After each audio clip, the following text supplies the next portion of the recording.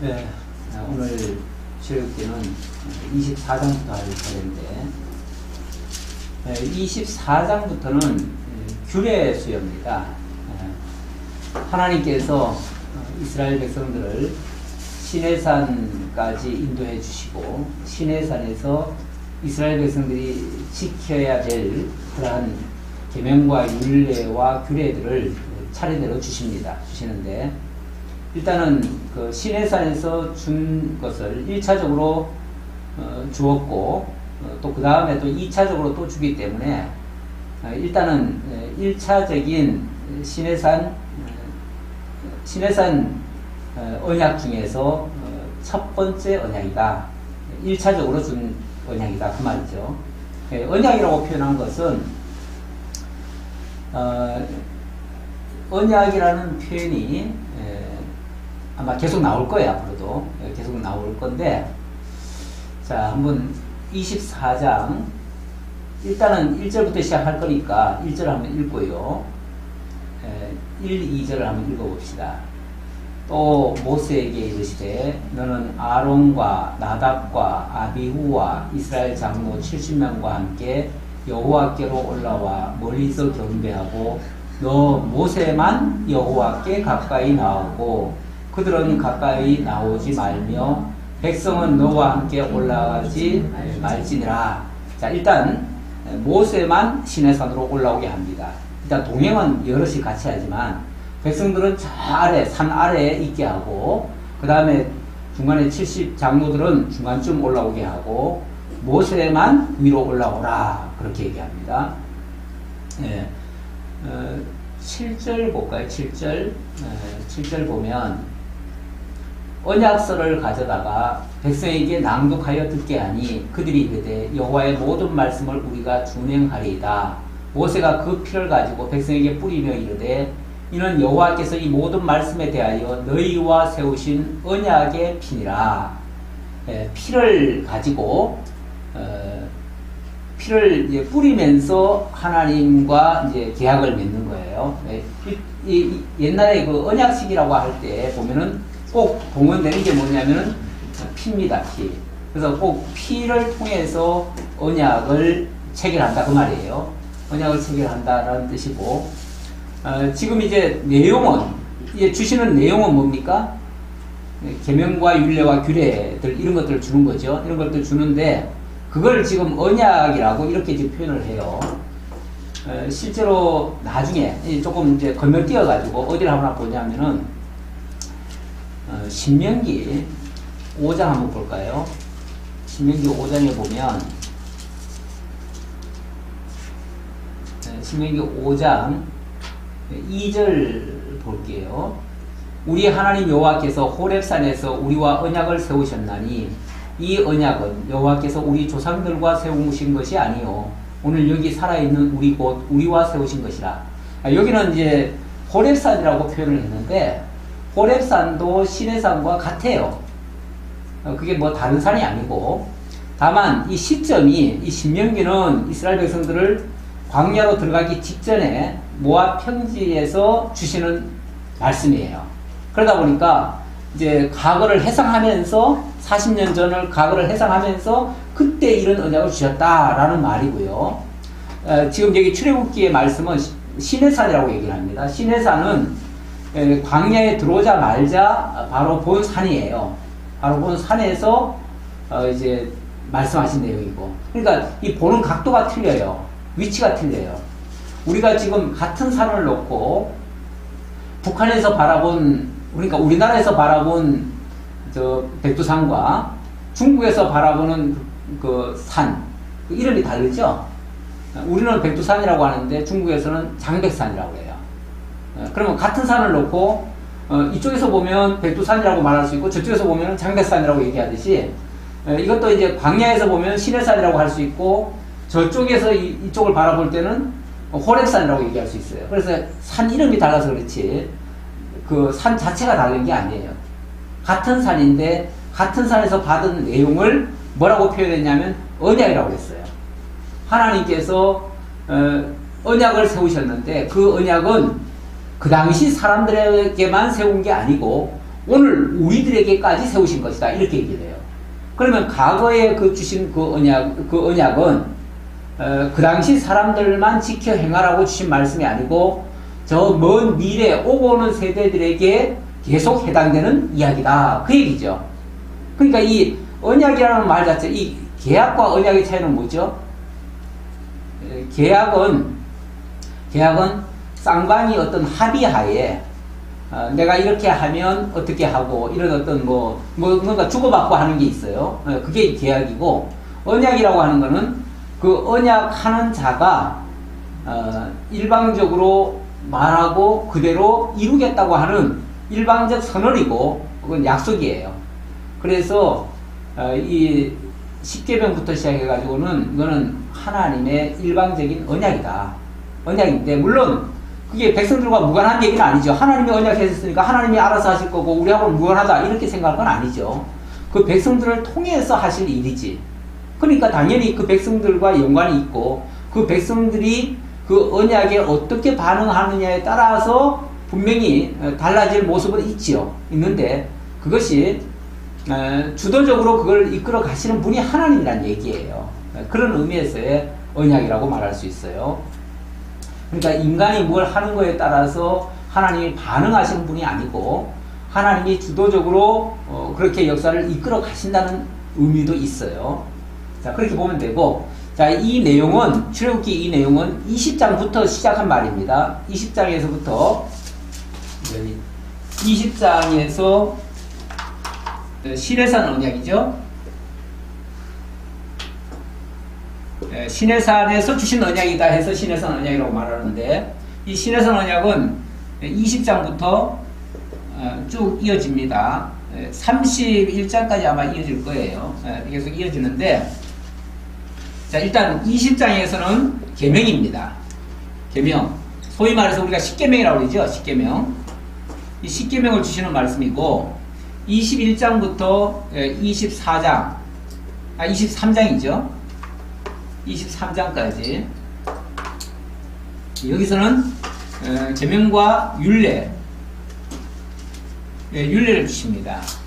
그리고 이제 24장부터 31장까지는 규례. 자, 이 범위로 보면 계명과 율례와 규례를 지금 얘기하고 있는데 이거는 사실은 다 같은 한 곳에서 나온 거예요. 다 십계명에서부터 출발을 한 거예요. 십계명이 시작이에요. 시작이고 거기에 구체적인 그 세칙법들이 나오는 것이 율례와 규례예요. 규례인데 일단 십계명은 간단하죠? 단순하죠? 10가지 계명이니까 하나님 외에 다른 신을 섬기지 말라. 그것부터 시작해가지고 내 이웃의 것을 탐내지 말라. 거기까지 이렇게 이제 나가는 거죠. 그리고 그 중에서 1계명부터 4계명까지의 아주 구체적인 그 계명을 지켜가는 그 구체적인 내용, 그 내용이 쉽게 말하면 규례예요. 규례는 1계명부터 4계명까지의 세칙법이다. 이렇게 말할 수 있어요. 예. 세칙법이고, 율례는 그러면 뭐냐? 율례는 5계명부터 10계명까지의 세칙법이다. 이렇게 구분할 수 있어요. 구분할 수 있는데, 자, 그러다 보니까, 10계명은 뭐 아주 단순 명확하고요. 이거는 뭐 군더더기가 붙을 게 없고, 율례는 이 5계명부터 10계명까지에 대한 세칙법이다 보니까 그것에 구체적인 사례들이 나와요. 그래서 뭐 이웃과의 관계 또는 부모와 자식과의 관계 또는 상정과 종의 관계 뭐 이런 어떤 이런 내용들이죠. 그런 관계법이라고도 할 수 있어요. 자, 그 정도로 얘기할 수 있고, 자, 그 다음에 규례라고 하는 거는 이제 오늘부터 이제 내용이 쭉 나올 건데, 여기에는 성막규례, 제사장규례, 제물규례 이렇게 나옵니다. 성막, 제사장, 재물. 이게 뭐 1계명부터 4계명의 세시법이라더니 어떻게 뭐 성막, 제사장, 재물 이런 얘기로 나오나? 혹시 이렇게 생각할지 모르겠는데, 하나님을 어떻게 섬길 것인가 하는 법이에요. 쉽게 말하면 하나님을 어떻게 섬길 것인가. 하나님을 섬기는 법은 이 세상에서 인간들 간에 이렇게 이루어지는 것과는 달라요. 그거는 바로 이 제사라고 하는 걸 통해서 이루어져요. 제사라고 하는 걸 통해서 이루어지는데, 이 제사의 3요소가 뭐냐면 성막, 제사장, 제물이에요. 그래서 하나님을 섬기는 구체적인 내용들은 하나님과 우리가 어떻게 교제할 수 있죠? 하나님께 어떻게 가까이 나아갈 수 있죠? 하나님을 어떻게 만나죠? 하나님은 보이지도 않고, 그렇죠? 네. 그렇잖아요? 하나님을 섬긴다고 하는데 어떻게 구체적으로 섬기냐는 말이죠. 바로 이 제사를 통해서 하나님께 나아가게 되는 거예요. 나아가게 되는데, 그 제사라는 것이 이루어지려면 제사에는 3요소가 있는데 반드시 성막이 있어야 되고요, 제사장이 있어야 되고, 제물이 있어야 돼요. 이 성막이라고 하는 것은 어떤 장소죠. 장소.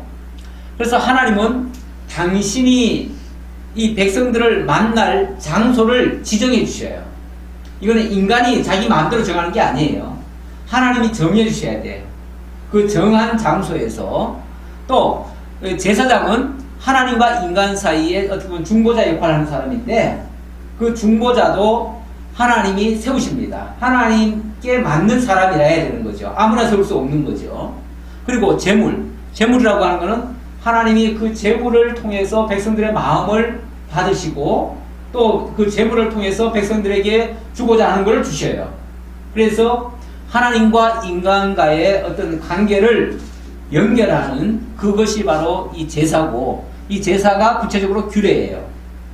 그런데 이거는 계명과 율례를 주신 다음에 규례를 주셔요. 주시는데, 이게 이제 조금 더 신학적으로 깊이 들어가 보면, 먼저 계명과 율례를 주시는데, 계명과 율례는 한마디로 말하면은 하라 하지 말라라는 형식으로 되어 있죠. 인간에게 이렇게 하라 저렇게 하라, 이렇게 하면 안 된다 저렇게 하면 안 된다, 이런 얘기잖아요. 그런 얘기인데, 이런 얘기들은 그것에 모든 인간이 그걸 완벽하게 다 지키면 다행이지만은, 실제로 그 말씀이 떨어지는 순간 인간들이 그걸 지킬까요? 못 지킬까요? 결과적으로 못 지킨다고 봐야 돼요. 못 지킨다고 봐야 돼요. 못 지키게 되면 결국은 이거는 정죄를 당해요. 그래서 이거를 뭐라고 그러냐면, 이걸 정죄법이라고 그래요. 정죄. 예, 정죄법이 되는 거예요. 정죄법. 이 계명과 율례라고 하는 거는 사람들에게 떨어지는 순간 다 걸리게 돼 있어요. 하나님이 처음에 선악을 알게 하는 나무의 열매를 먹지 말라 하는 법을 첫사람 아담에게 주었죠. 그거 주기 전에는 아담이 죄를 지어야 안 지어요? 주기 전에는 죄라고 할 걸 규정을 할 수가 없지. 왜냐면 법이 없으니까. 원래 법이 없을 때는요, 죄가 설령 있다고 해도 죄를 죄로 규정을 할 수가 없어요. 그래서 죄가 안 돼요. 근데 그 법이 딱 만들어지는 순간 뭐가 돼요? 그 법에 걸리고 나면 정죄를 당해. 그래서 율법이 없을 때는 아무도 죄인이 아니었어요. 근데 율법이 가입함으로 말미암아 그 법 아래 들어간 인간은 전부 다 죄인이 되어버려. 그래서 결국은 이 정죄법이라고 하는 것은 인간을 정죄하기 위한 법이에요. 인간을 죄인 만들기 위한 법이에요. 결과적으로 말하면. 그래서 로마서에서는 이 법이 오기 전까지는 모든 사람들은 죄가 뭐 없었다고 할 수는 없지만은 죄라는 것을 규정을 할 수가 없었어요. 사실 한국에서도 가끔씩 못된 짓 하는 사람들이 있어요. 있는데 그 사람들을 처벌을 하려고 하면은 그 사람들 잡아넣을 법이 없대. 특히 고위공직자들 뭐 분명히 잘못하는데 그걸 처벌할 법이 없대요. 그래가지고 부랴부랴 뭐해요? 국회에서 법 만든다고 난리잖아요. 그래서 법이 항상 죄를 뒤따라가요. 법이 앞서질 않아, 항상 보면은. 그래서 우리나라는 성문법이잖아요. 이 성문법의 이 약점이에요. 성문법은 항상 죄를 뒤따라가요. 그러니까 죄를 많이 저지른 다음에 그거 처벌하기 위한 법이 만들어져. 그러다 보니까 항상 그 머리 좋은 사람들은 그걸 앞질러가면서 못된 짓을 하면 다 해. 그걸 통해서 돈을 많이 벌어. 그래 놓고 이제 법이 딱 만들어질 때쯤 되면 자기는 쏙 빠져나와. 그럼 그 사람은 영웅으로 남는 거지. 성공한 사람으로 남는 거죠. 그래서 이런 걸 방지하려고 영국 같은 데는 불문법을 만들죠. 불문법이죠, 거기는. 불문법이라는 게 뭐예요? 우리는 성문법인데 거기는 불문법이에요. 쉽게 말하면 법이 없어. 이 법 규정을 정하지 않아. 이렇게 문서화하지 않는다고, 법을. 문서화하지 않고 그 대신 전통법이라는 게 있어요. 어떤 양식법이라는 게 있어요. 그거는 오랫동안 관습적으로 내려온 게 있어요. 그래서 그 관습에 의해서 처벌을 해요. 너 지금까지 이렇게 해왔는데 우리나라는 이렇게 한 적이 없어. 너는 이건 우리나라 관습에 어긋난 거야. 그래가지고 그거에 걸어가지고 그걸로 처벌을 해요. 그게 불문법이야. 그러면 불문법이 더 정확할 것 같아요? 성문법이 더 정확할 것 같아요? 우리는 생각할 때 법이 있으면 더 정확하겠지. 그런데 사실은요, 이 성문법은 너무 엉성해. 아무리 잘 만든다고 해도요, 또 허점이 또 있어요. 분명히 또 있어요. 마치 십계명과 같아요. 십계명에는 그래서 어쩌면 허점이 꽤 많아요. 그러나 그거를 예수님은 이걸 더, 아까 제가 사도면서 그 얘기했죠. 예수님은 이 십계명이라고 하는 건 어떻게 보면 10가지만 지키면 된다고 착각을 하잖아요. 그래서 바리새인들이 예수님께 책망을 받은 이유가 뭐냐면 그 사람들은 10가지 계명 지켜놓고는 다 지켰다고 그래. 그걸 다 지켰다고 하면 어떡하냐고. 그건 다 지킨 게 아니에요. 그거는 기본에만 어떻게 보면 엉성한 가지 지금 뻗쳐놨는데 골이 빠져나가면서 나는 다 지켰다 그러고 있는 거야. 그래서 예수님은 아예 못 지키게 하려고, 아예 그걸 빠져나가지 못하게 하려고 원래 10가지 이렇게 법이 있었는데 여기다가 아주 촘촘하게 이렇게 만들어버렸어. 절대 못 빠져나가도록. 예. 그래서 예수님은 너희 마음속에 생각만 해도 이미 범죄하였느니라. 이 생각의 범위라는 게 얼마나 넓어. 모든 것을 다 걸려버리지. 예.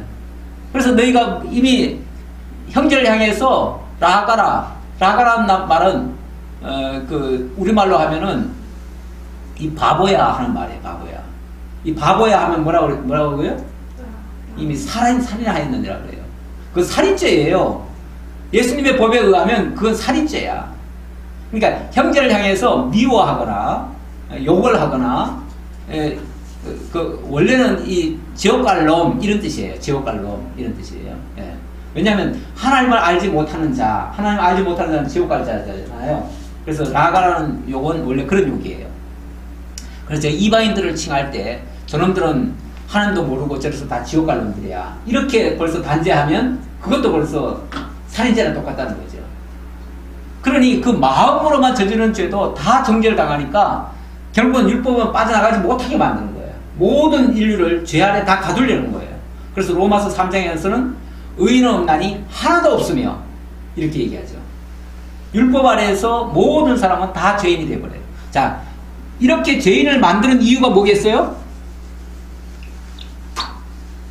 스스로 의롭게 될 수 없다는 걸 가르쳐주고, 그 다음은 이렇게 정죄를 일단 한 다음에 그 다음에 이 규례를 통해서 사죄를 해주는 법을 만드는 거예요. 그래서 이 규례는 사죄법이에요. 우리 하나님이 얼마나 정교하게 법을 만드신지 몰라요. 그래서 자기 임의로는 절대로 의롭게 될 수 없지만 하나님은 이 제사법, 바로 이 사죄법을 통해서 죄를 살 수 있고 하나님 앞에 의롭게 될 수 있는 길을 열어놓으신 거예요. 그래서 시내산에서 시내산에서 사람들은 이제 착각하기를 시내산에서 하나님이 이 십계명을 주셨구나. 십계명만 준 줄 알아. 근데 십계명만 준 게 아니고 십계명 플러스 이 규례까지 준 거예요. 이 규례는 범죄한 다음에 그들을 어떻게 용서해 줄 수 있는가, 그 죄 사함을 받을 수 있는가, 의롭게 될 수 있는가, 이 법이에요. 그래서 진짜 중요한 거는 이 규례법이에요. 그래서 규례를 주시기 때문에 설령 이 계명에 걸렸다 하더라도, 걸리면 뭐 하면 돼요? 성전에 찾아와 가지고 제사장을 통해서 제물 드리면 되죠. 그래서 백성들은, 범죄한 백성들은 제물 가지고 성전으로 나오는 거예요. 그렇게 해서 죄사함을 받도록 이런 법을 만들어 놓은 거예요. 그게 바로 규례다 라는 이야기고요. 자, 24장에서는 규례 수요의 준비인데요. 이 준비에 누구를 또 동원을 시키냐면 13절에 보면요, 12절부터 볼게요. 여호와께서 모세에게 이르시되 너는 산에 올라 내게로 와서 거기 있으라. 내가 그들을 가르치도록 내가 율법과 계명을 친히 기록한 돌판을 내게 주리라. 모세가 그의 부하 여호수아와 함께 일어나 모세가 하나님의 산으로 올라가며, 이렇게 하죠. 여호수아를 데리고 올라가죠. 여호수아가 누굽니까? 여기는 뭐 그의 부하라고 했는데 먼저 성경은 시종이라고 얘기했습니다. 뭐 같은 말이죠. 같은 말인데 부하라고 그러니까 마치 무슨 똘마니 같은 생각이 드네요. 표현이 어찌 보면은 콤비예요. 콤비. 여기는 아무나 못 올라가는 곳이에요. 그렇잖아요. 이 시내산 정상은 아까 뭐라 그랬어요? 70장로도 못 올라온다고 그랬잖아요. 70장로도 못 올라오고 모세 너만 올라가라 그랬는데 거기에 이 여호수아는 어찌 보면 그의 부하라는 이름으로 같이 올라가는 거예요. 그러니까 하나님 올라가서 뭐 합니까? 하나님 만나는 거죠. 하나님 만나는데 계명과 율례를 지금 모세한테 주겠다 그랬잖아요. 주겠다 그리고 또 여호수아도 옆에 데리고 가는 거예요. 이 여호수아에게는 쉽게 말하면은 이 계명과 율례 다음에 지켜야 될 거를 주기 위한 거예요. 그게 쉽게 말하면 계명을 주기 위한 거예요. 이 여호수아라는 말 자체가 뭐냐면은 여호수아가 구원자라는 뜻이에요. 구원자. 여호수아. 이 여호수아를 나중에 보면은 여호수아라고 부르질 않고 예수아라고 부르는 경우가 있어요. 예수아라고 부르는 경우가 있고, 그 다음에는 이걸 이제 예수라고 부르기도 해요. 그러니까 이 말은 이건 이제 언어의 변천인데요. 언어의 변천인데 같은 뜻이에요. 같은 뜻. 여호와는 우리의 구원자다. 이제 그런 말이에요. 그런 말인데 결국 이 여호수아라는 사람이 이스라엘 백성을 이끌고 어디 갈 사람이에요? 약속의 땅 가나안 들어갈 사람이죠. 그래서 창세기에서는 이 앞으로 이 요셉 지파에서 이스라엘을 이끌 목자가 나오리라. 이스라엘을 다스리는 목자가 나오리라. 이런 말이 나와요. 근데 거기에 목자는 바로 이 여호수아가 장차 그 요셉 지파에서 에브라임 지파죠. 에브라임 지파에서 이제 그 구원자가 나올 것을 얘기하는 거예요. 이스라엘 민족을 구원할 자. 모세는 엄밀하게 말하면 모세는 구원자입니까? 물론 이스라엘 민족을 애굽 땅 종되었던 집에서 이끌어낸 사람이라는 의미에서는 구원자예요. 그래서 모세라는 말 자체가 모세의 이름은 물에서 건졌다라는 뜻이에요. 물에서 건졌다. 실제로 모세도 물에 떠내려가다가 거기서 건져가지고 그래서 이름을 짓기를 물에서 건졌다 해가지고 모세라고 지었어요. 근데 그거는 애굽이라고 하는 어찌 보면 그 하수 같은 그곳에서 이스라엘 민족을 건져내는 그 역할을 했지요. 그리고 실제로 홍해를 건널 때에 물속에서 이스라엘 백성들을 건져낸 거나 마찬가지죠. 그런 의미에서 건져내는 역할까지는 했는데 실제로 그것이 이스라엘을 온전히 구원했다라고 말하기는 어려워요. 왜냐하면 구원을 하려면은 약속의 땅 가나안까지를 가야 되는 거예요.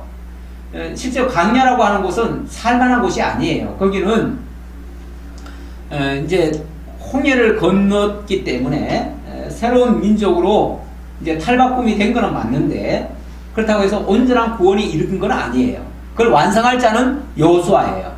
그래서 모세와 여호수아가 한 세트로 하나님을 만나고, 1차적으로 모세는 계명과 율례를 받고, 이 여호수아는 그 다음에 이 규례를 통해서 이스라엘 백성들을 온전히 구원하는 그 역할을 수행할 자로 같이 참여했다. 이렇게 이해하시면 좋겠습니다. 이게 이제 규례 수여를 준비하는 장면에서 나오는 이야기예요. 자, 그 다음 25장으로 넘어갑시다. 자, 이제부터 이제 무슨 내용을 주시는가? 여호와께서 모세에게 말씀하여 이르시되 이스라엘 자손에게 명령하여 내게 예물을 가져오라 하고 기쁜 마음으로 내는 자가 내게 바치는 모든 것을 너희는 받을지니라. 기쁜 마음으로 이제 드리라고 하는데, 25장부터 27장까지는 성막 규례입니다. 그 첫 번째, 아까 이 규례는 이 제사법이 되는 것이고요. 규례는 다른 말로는 이제 제사법이 된다 그 말이죠. 제사법이 되고, 이 제사법에는 제사의 3요소가 성막, 제사장, 제물이니까 이 내용을 이제 구체적으로 얘기한다 그 말이고, 자, 25장부터는 이 성막에 관한 이야기다. 25장부터 27장까지 이건 성막에 관한 이야기다 그 말이에요. 자, 그래서 성막 이야기를 이제부터 이제 하게 됩니다. 자, 성막을 먼저 짓는데 무엇이 필요하냐면, 9절 볼까요? 9절. 무릇 내가 내게 보이는 모양대로 장막을 짓고 기구들도 그 모양을 따라 지을지니라. 이 장막이라고 표현했는데 성막이나 장막이나 같은 말이에요. 자, 일단 이제 성막, 장막, 뭐 본문에는 장막이라고 되어 있으니까 장막이라고 얘기합시다.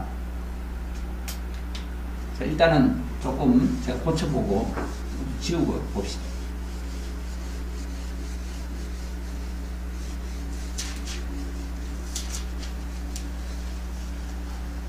자, 오늘은 이제 전부 다 규례 이야기고요.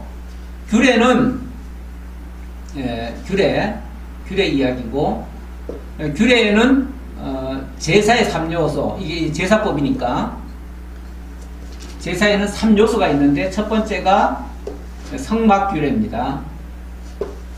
자, 성막에 하나님이 식양과 내게 보이는 모양대로 장막을 짓고 기구들도 그 모양을 따라 지을지니라. 하나님께서 식양을 주셨어요. 이 모양을 주셨다 그랬는데, 이게 식양이에요. 식양이라는 번역이 더 나은데, 이게 전에는 식양이라고 했다가 지금은 이제 모양으로 표현을 바꿨는데, 모양 그러니까 뭐 어떤 뭐 형체만 가지고 얘기하는 것 같은데, 식양이라고 하면은 이제 완전한 설계죠. 설계도를 주신 거죠. 이게 단순한 모양만 주신 게 아니고 설계도를 준 거예요. 그래서 내게 보이는 모양대로 그랬는데, 이게 먼저 성경에는 식양이라고 설명을 했어요. 그래서 식양이라는 용어가 더 맞다고 보여집니다. 어떻게 보면 이제 성막을 짓는 그 식양을 딱 그려준 거예요. 지금으로 말하면 설계도를 그려준 거예요. 설계도를 그려주시고, 그리고 거기에 필요한 여러 가지 기구들이 있을 거 아니에요. 여러 가지 기구들이 많습니다. 그 기구들 중에서 첫 번째 나오는 게 이제 조각목으로 궤를 짜되 이렇게 나오죠. 이게 이제 증거궤죠. 증거궤. 조각목으로 궤를 짜되 길이는 2규빗 반, 넓이는 1규빗 반, 높이는 1규빗 반이 되게 하고, 이 규빗이라는 말은 이 여기서 여기까지를 1규빗이라고 합니다. 여기 이제 보통 45cm 정도 돼요. 그래서 뭐 대략 우리가 계산하기 좋게 그냥 50이라고 보통 한다면은, 이제 1규빗 반이면은 75cm죠. 75cm. 높이가 요겁니다. 딱 요거. 그러니까 우리 책상 생각하면 돼요. 책상 크기만하게 이렇게 만들라는 거예요. 이게 이제 증거궤예요. 첫 번째는 증거궤를 만들어요. 증거궤는 그 안에다가 하나님의 말씀을 담아놔요. 하나님이 주신 그 십계명이죠. 십계명 담을 그릇을 준비하라 그 말이에요. 근데 그걸 만드는 재료가 뭐냐면 조각목으로 궤를 짜대 그렇게 얘기해요. 이 조각목이라는 말은 뭐 아카시아로도 번역하고 뭐 그렇게 하지만은 이게 저 광야에서 자라는 나무예요. 그것이 이 광야에서 저걸 하기 때문에 광야는 아주 척박한 곳이잖아요. 거의 물이 거의 없잖아요. 그러니까 수분이 조금 있을 때는 조금 자라다가 수분 없을 때는 이게 안 자라요. 그래서 빼빼 말라가지고 나무가 막 뒤틀리고 사실 그대로는 쓸 수 없는 나무예요.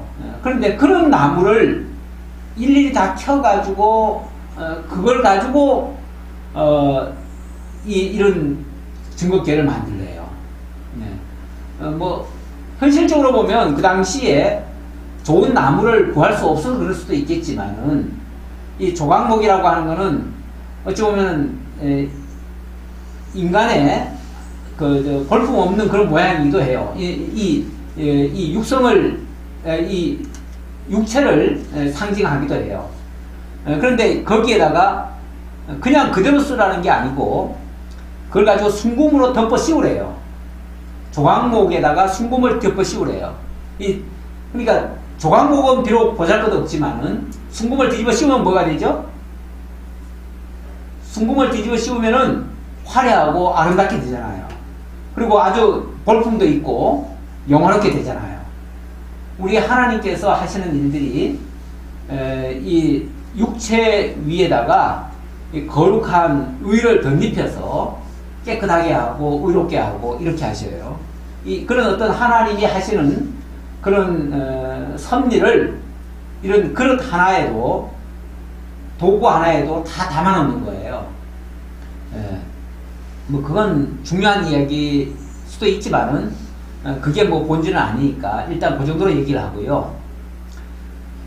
자, 그 다음 17절에 보면 순금으로 속죄소를 만들 때 길이는 2규빗 반, 너비는 1규빗 반이 되게 하고 금으로 그룹 둘을 속죄소 두 끝에 쳐서 만들 때 한 그룹은 이 끝에 한 그룹은 저 끝에 이렇게 하라고 했는데, 자, 아까 증거계를 만드는데 예를 들어서 이렇게 만들었잖아요. 그냥 상자예요. 상자인데 크기는 우리 책상만 하다 그 정도 생각하면 되고, 자, 이렇게 만들어 놓고 요 안에다가 증거판, 바로 이 십계명을 요 안에 넣어 놓으라는 거예요. 사실은 이 십계명뿐 아니라 이제 광야에서 만나를 먹었잖아요.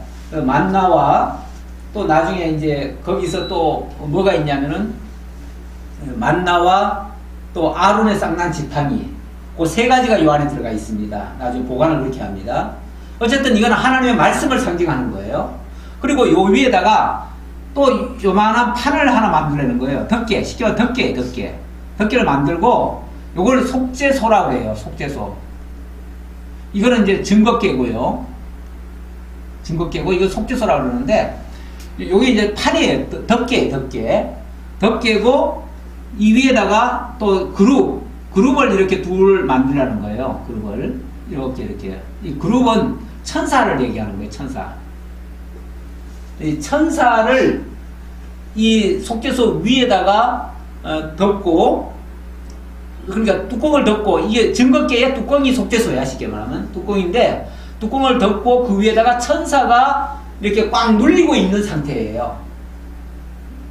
이게 뭘 의미하냐면, 자, 증거계는 아까 하나님의 말씀 계명이 들어있다고 그랬죠? 계명이 들어있어요. 그리고 이 계명이 들어있으면 이 계명의 말씀은 뭘 하죠? 기능이? 정죄를 하죠. 정죄. 만약에 이 계명이 바깥으로 나와가지고 백성들에게 보여지면 그 계명을 보고 살 자는 아무도 없어요. 다 죽임당해요. 근데 이 계명을 이 상자 안에다 넣어버려요.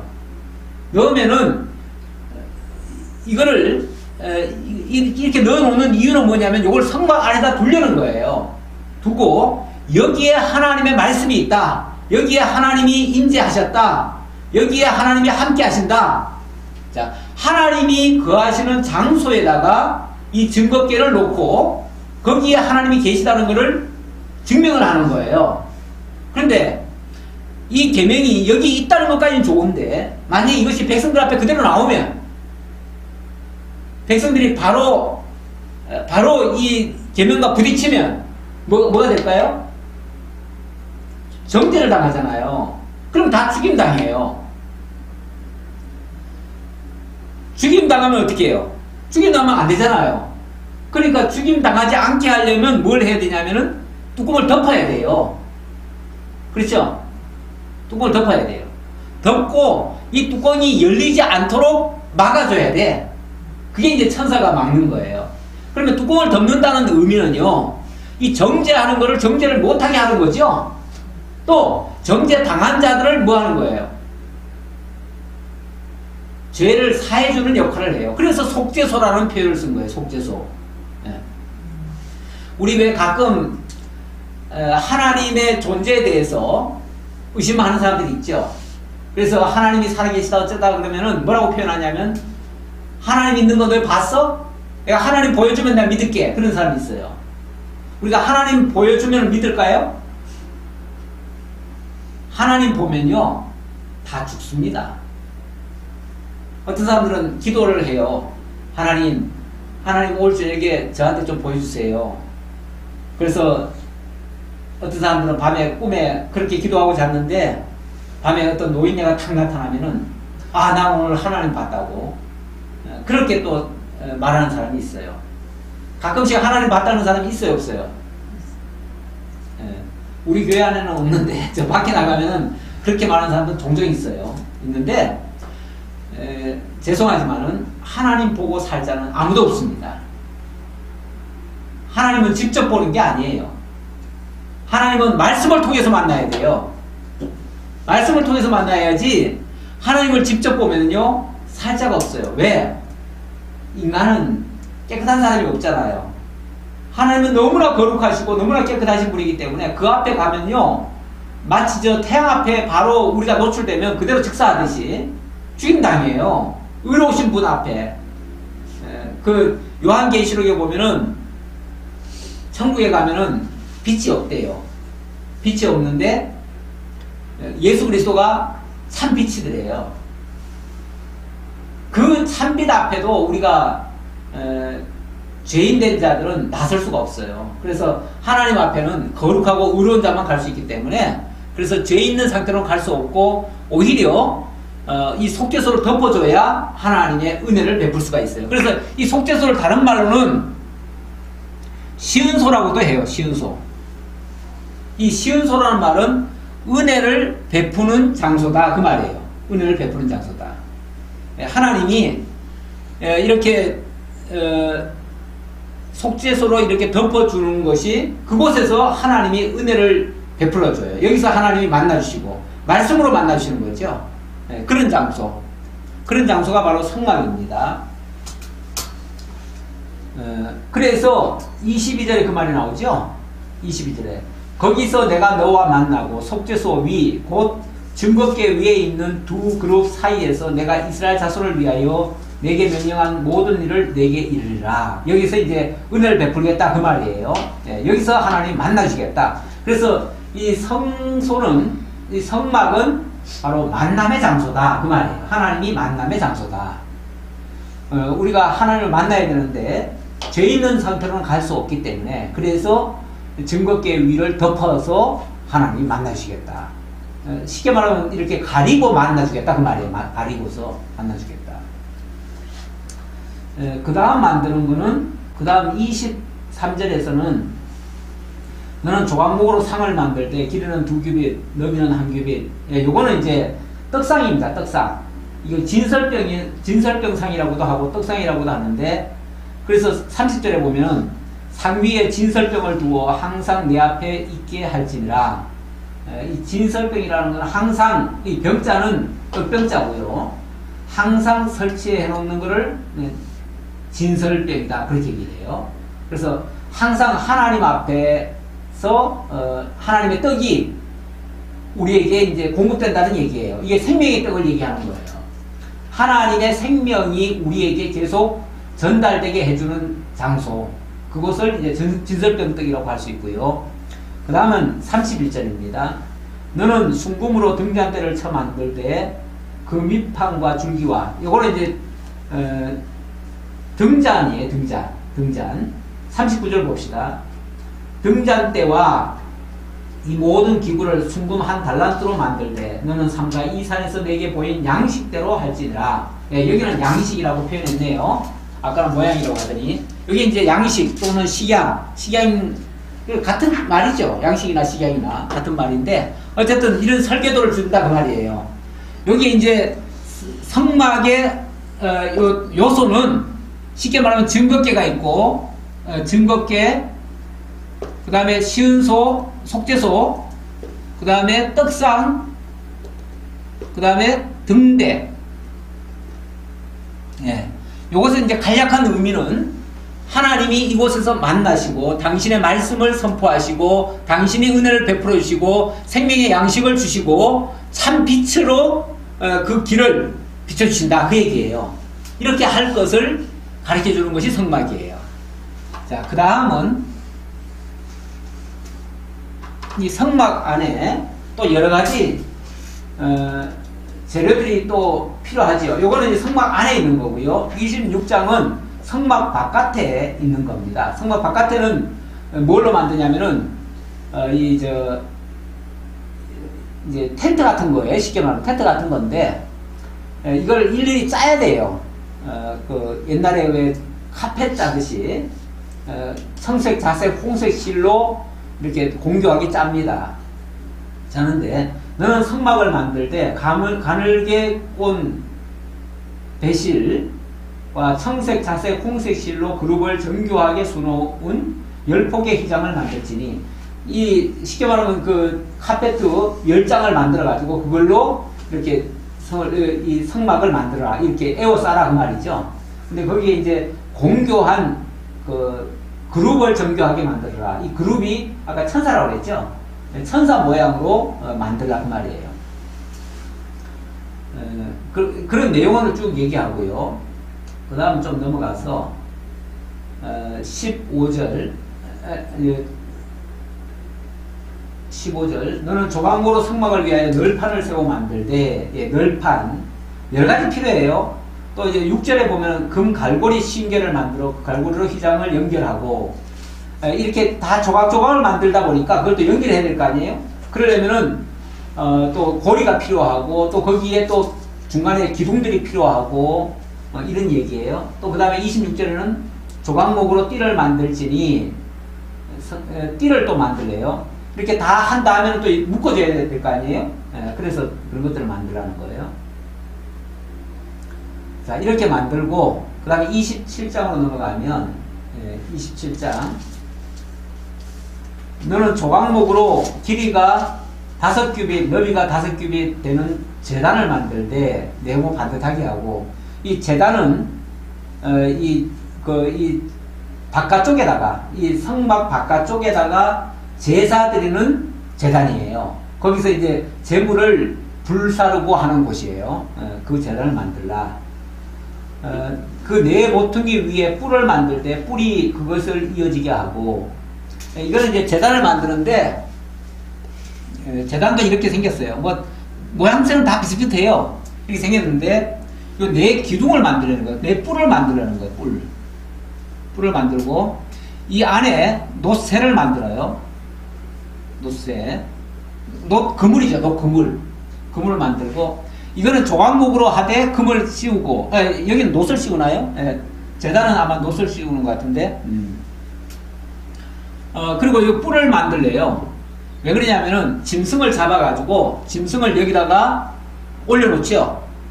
올려놓고 짐승의 네 다리가 있잖아요. 네 다리를 여기다 묶어요. 묶어가지고 밑에서 불을 넣어가지고 이걸 태워요. 이렇게 하는 제단이에요.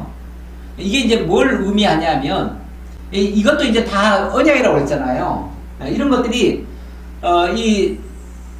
이런 식양들도 장차 하나님께서 이루실 것에 대한 언약들인데 예수님이 나중에 십자가에 못 박혀 죽습니다. 죽을 때 보면 예수님이 뭐라고 얘기를 하냐면 내가 이 제단, 그 불제단 이 불을 받기까지 얼마나 답답하겠느냐 이런 표현을 해요. 예수님이 십자가에 못 박혀 죽기 직전에 그런 얘기를 하는데, 그거는 예수님이 십자가 재단에서 이렇게 불사름 당할 것을 이야기하신 거예요. 무슨 말이냐면, 예수님이 이제 하나님 앞에 온전한 제물로 드려지잖아요. 드려지는데 이 십자가 번제단에서 죽임을 당하시는 거예요.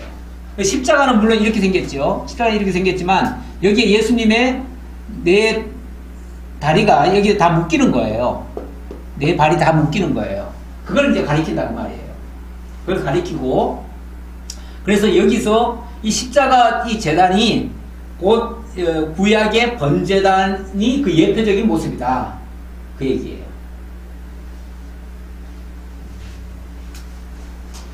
그러니까 이 성막에 만들어지는 기구 하나하나가 장차 그리스도를 통해서 이루실 것에 대한 약속들이 담겨져 있다, 그렇게 이해하시면 되겠습니다.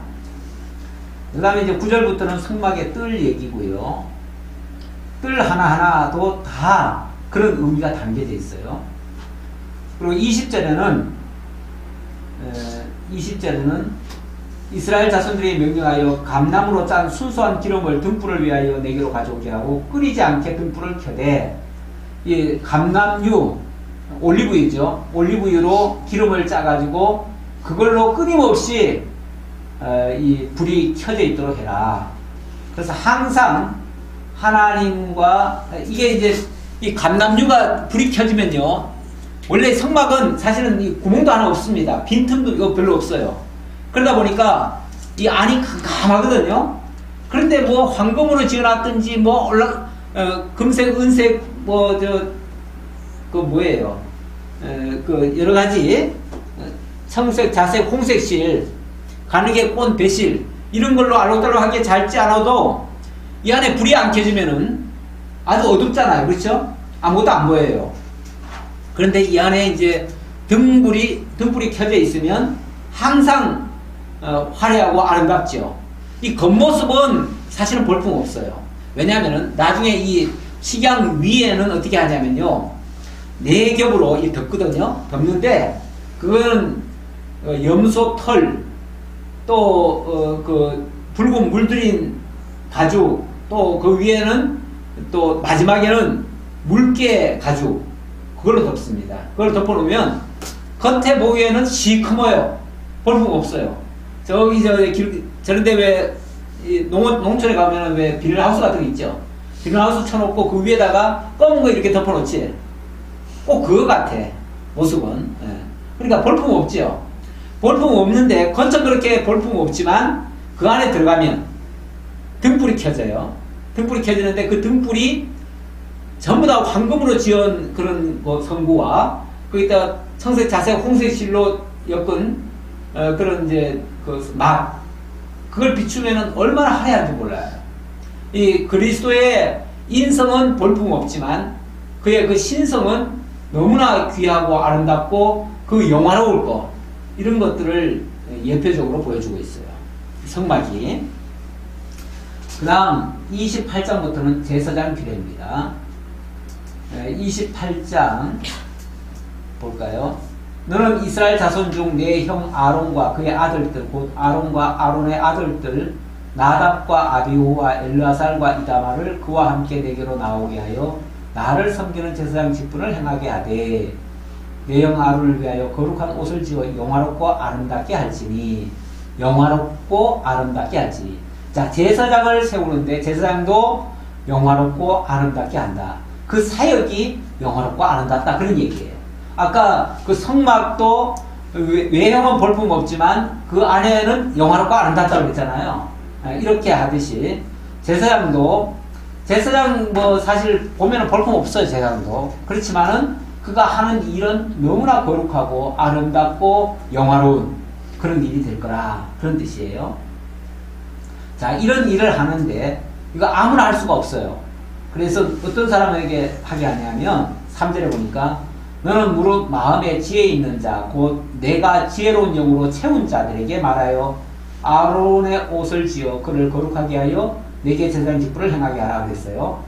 하나님이 이 일을 맡기는데 누구를 통해서 맡기냐면 성령이 충만한 사람. 그러니까 내가 지혜로운 영으로 채운 자들 그랬는데 지금으로 말하면 성령 충만한 사람들이에요.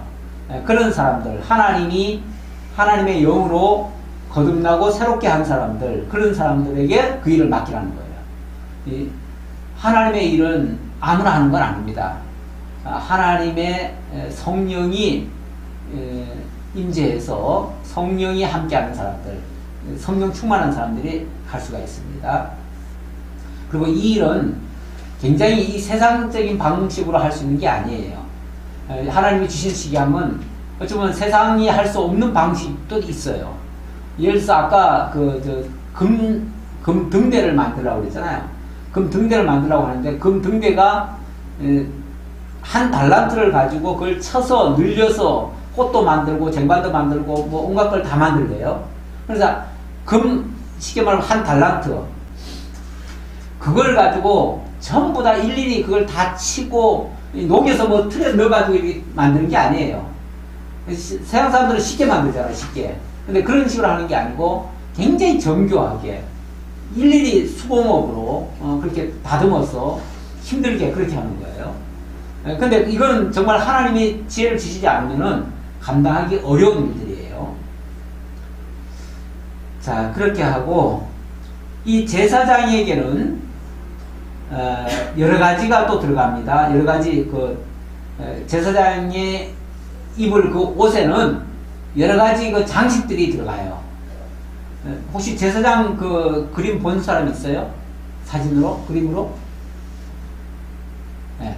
이 어깨에는 견대가 있고 가슴에는 흉패가 있고 또 위에서부터 아래까지 모두 온몸을 다 가려요.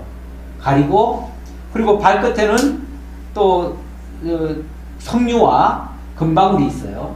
금방울이 있고 자고 머리에는 또 여호와께 성결이라고 하는 그런 또 패가 또 붙어져 있고 어쩌면 좀 유치찬란하기도 해요. 우리 시각으로 보면 지금 현대인의 시각에서 보면 유치찬란해 보이기도 한데 그 하나하나가 다 의미가 있어요. 괜히 하라는 게 아니에요. 그래가지고 예를 들어서 이제 그런 것들을 이제 설명하는 거예요. 7절에 보니까 7절에 그것에 어깨 바지 둘을 달아 두 끝을 이어지게 하고 에봇 위에 매는 띠는 에봇 짜는 법으로 또 하고 또 10절에 9절에 호마노 두 개를 가져다가 그 위에 이스라엘 아들들의 이름을 새기되 그들의 나이대로 6 이름의 한 보석을 6 이름을 한 보석에 나머지 6 이름은 다른 보석에 새기라. 보석을 새기는 자가 도장에 새김같이 이스라엘 아들들의 이름을 그 두 보석에 새기고 또 그 보석을 에봇의 두 어깨바지에 붙여서 이렇게 하라. 자, 얼른 말이 어려운데요. 이 어깨에다가 쉽게 말하면 호마노라고 하는 그 보석에다가 이스라엘 백성들 12지파 이름을 새기래요. 그걸 어깨에다가 딱 매요. 그걸 어깨바지라고 해요. 이제 견대라고도 하는데 어깨바지라고 하고 그 다음에는 또 판결흉패는 15절부터 나오는데 요거는 이제 여기다가 또 판결흉패를 이렇게 붙여요. 이 가슴에다가 예. 거기다가 붙이고 여기도 12보석이 들어가요. 12보석은 이스라엘 12지파를 얘기한다고 그랬죠. 이스라엘 12지파를 어깨에 메고 이스라엘 12지파를 또 가슴에 안고 이렇게 하라는 거예요. 그 하나하나에 다 의미가 있어요. 그걸 일일이 다 설명하려고 하면 이거 뭐 짧은 시간에 다 얘기가 못해요. 그래서 이런 제사장이 있다는 거, 이런 중요한 의미를 담고 있다는 거, 이 어깨에다가 이 이스라엘 12지파를 어깨에 매는 거예요. 이스라엘 백성들이. 그러니까 쉽게 말하면 이스라엘 12지파의 운명은 이 제사장 어깨에 달렸어요. 그리고 그 제사장들이 이스라엘 12지파를 가슴에 안아요. 예. 그리고 그들이 이스라엘 백성들을 대표해서 성전 안으로 들어가요. 성막 안에 들어가요. 그래서 제사를 드릴 때 만약에 하나님께로부터 하나님이 이 제사를 받으시고 하나님이 응답을 하시면 백성들에게는 기쁜 소식이 돼요.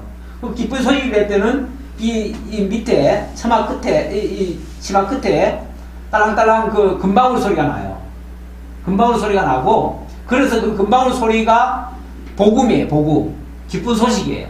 만약에 그 제사장이 기쁜 소리 딸랑딸랑 소리가 안 나면 제사장이 그 안에 제사를 드리러 갔는데 제사를 안 받았다는 얘기가 되거든요. 안 받았다는 얘기는 불길한 얘기야. 그러니까 그 딸랑딸랑 소리가 안 난다면은 이스라엘 백성들은 절망이에요, 절망. 그 딸랑딸랑 소리가 나야 돼. 그 딸랑딸랑 소리가 바로 금방울 소리고 그게 바로 우리들에게는 복음과 같은 이야기예요. 이스라엘 백성들에게도 복음이에요. 그래서 이 제사장이 하나님과 이스라엘 사이에, 이스라엘 백성 사이에 그 중보자 역할을 하고 이스라엘 백성들을 대표해서 하나님께 제사 드리고 하나님의 그 시은소에서 그 은혜를 입고 그걸 가지고 백성들에게 나눠주고 이 중간 역할을 한다고 말이죠. 매우 소중한 역할을 한다. 그래서 반드시 제사는 성공을 해야 돼요. 제사 잘못하면은 죽어요. 실제로 여기 아까 그 아론의 그 네 아들이 있었잖아요. 28장 1절에 아론과 아론의 아들들 나답과 아비후와 엘라살과 이달마 이 4명 나오잖아요. 근데 이 4명에게 이 직분을 맡기라고 했는데 이 중에 나답과 아비후가요 다른 불을 가지고 제사를 드리러 갔어요. 그랬다가 그 즉시 죽임당했어요. 그런 사건이 있어요. 그래서 이 제사장의 직분은 영화롭고 아름다운 거 맞는데 잘못되면은 백성들을 대신해서 죽어야 돼. 그만큼 위험한 직분이기도 해요. 제사장 사역은 어떤 면에서 백성들을 대신해서 죽는 일이에요. 근데 나중에 예수 그리스도가 온전한 대제사장이 되셨다 그러죠. 온전한 대제사장으로 당신이 사실은 하나님 앞에 중보자로 나서시고 백성의 죄를 대신해서 당신이 죽어주시고 또 백성의 의를 위해서 당신이 또 살아나시고 이렇게 하시는 거예요. 그렇게 할 것을 예표적으로 보여주고 있다. 그리고 30절 봅시다. 30절 너는 우림과 둠밈은 판결 흉패 안에 넣어 아론이 여호와 앞에 들어갈 때 그의 가슴에 붙이게 하라. 이 판결 흉패 안에 우림과 둠밈을 두어서 우림과 둠밈은 우림과 둠밈이라는 말이 빛과 완전함이라는 뜻이에요. 그래서 하나님의 그 빛과 하나님의 완전함 그것을 신호로 알려주는 거예요. 신호로 알려주는. 그래서 그걸 받아가지고 그걸 백성들에게 전달해주는 그 역할을 하는 거예요. 그러니까 하나님과 이스라엘 백성 사이에 어찌 보면 소통 수단이죠. 소통 수단. 그렇게 말할 수 있죠.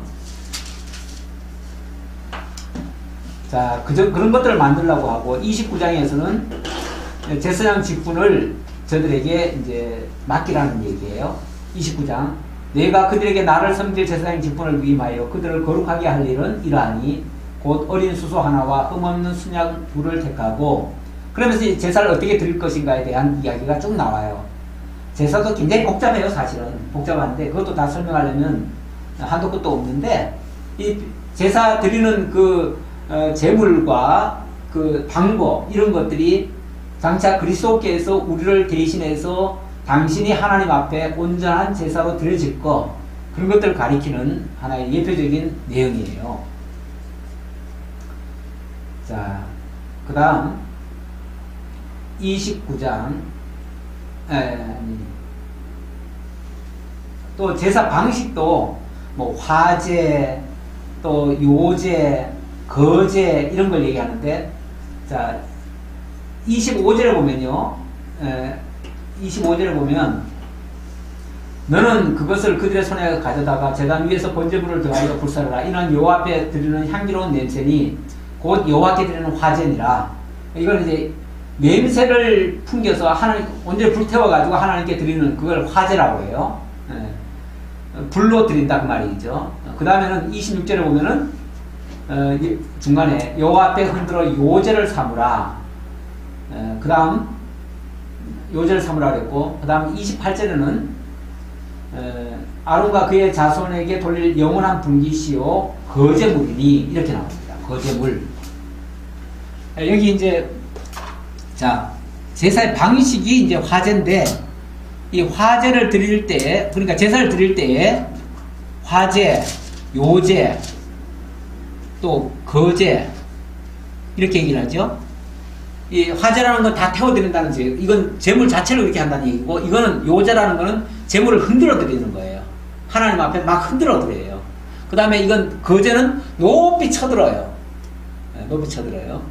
아니 뭐 제사를 뭐 한 가지 방식으로 드리면 되지 뭐 이렇게 복잡하게 여러 가지로 드리나, 요것도 하나하나의 의미가 있다는 거죠. 하나님 앞에 온전히 재물이 드려질 거를 화제라고 얘기한다면, 이 하나님 앞에 흔들릴 거, 이 흔들린다는 말은 이 고통을 받는다는 얘기예요.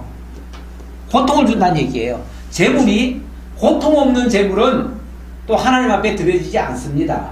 하나님은 재물을 반드시 고통을 안겨줘요. 재물에다가. 만약에 인간이 먹는 음식이라면 고기를 잡을 때 어떻게 잡죠? 될 수 있는 대로 고통을 안 주잖아요. 고통을 안 주고, 그래서 기절을 시켜놓고 죽이든지 뭐 아니면 무슨 주사를 놔가지고 고통을 안 느끼도록 해줘야지. 요즘은 동물도 그 권리를 보장한대요. 그래서 동물 그 죽음의 권리도 보장해가지고 무자백에 안 죽여요. 그러는데 하나님 앞에 드려질 제물은요, 고통이 동반돼야 돼요. 반드시 피가 드려져야 되고요. 어떤 희생이 따라야 돼, 희생이. 그리고 요제너가 쉽게 말하면 막 흔들리니까 고통을 당한다는 의미가 되고요. 이 거제라고 하는 건 높이 들린다는 얘기예요. 그래서 하나님 앞에 이 드려진다는 의미인데, 이게 이제 예수님이 십자가에 못 박힐 때 보면 예수님이 엄청난 고통을 당하시고, 십자가에 못 박혀서 엄청난 고통을 당하시고 또 높이 또 십자가에 매달리시죠. 이게 이제 높이 매달리는, 십자가에 매달리는 걸 뭐라고 그러냐면 이 저주라고 해요. 저주의 상징이에요. 근데 이렇게 고통과 저주를 받으시고 죽으실 거, 이걸 가리키는 거예요. 그래서 그 모습 그대로 보여주시느라고 예수님이 엄청난 시달리고 십자가에 못 박혀 죽으시잖아요. 그래서 예수님이 온전히 제사장으로서, 제가 두 번째를 안 적어놨었네요. 이 제사장의 이런 사역을 하게 됐다. 시간이 어떻게 돼요? 그렇지. 그럼 좀 쉬어.